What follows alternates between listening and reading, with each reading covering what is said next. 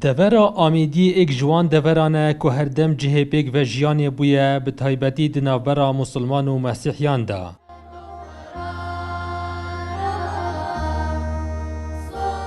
Sedan sala rêjeka zûra Mesîhiyan li sinûrê vê deverê dijîn û di hemî deman de peywendiyên Mesîhiyan û Musilmanan bihêz û mikom bûyne.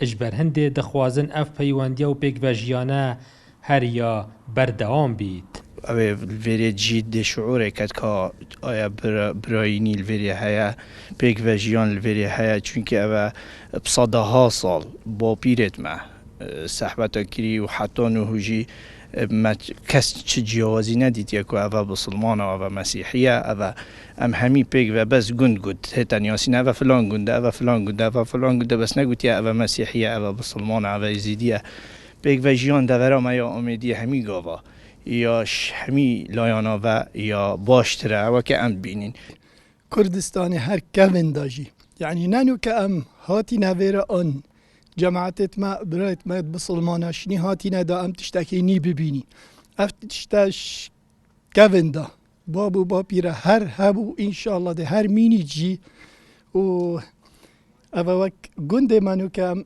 كانه يعني أفا نزيكي 40 سالة امت بگ و حتی نو کما چه آریشه جی گله کنینن و دا خوازامه جی او هر مینید. Bi dehan gundên sinûrê vê deverê hene ku ji kevin da û tanha Mesîhî û Musilman digel êk di nav van gundan da dijîn. Ez ê Amêdiyê emirê min ew 85 sal e. Kes nazaniye bisilmana ew falaya. Davetê pêk bin, tazî pêk bin, yanî kes nazanî. û çi erd wekû Amêdiyê nîne.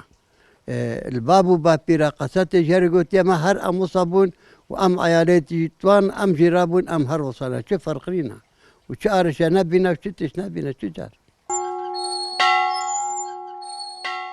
Li vê deverê peywendiyên komalatî bihêzin. Mesîhî û Musilman pêk ve pişikdariyê di helkeftên yekdû de dikin. Dildar Arif Kursad News, Devera Amêdiyê.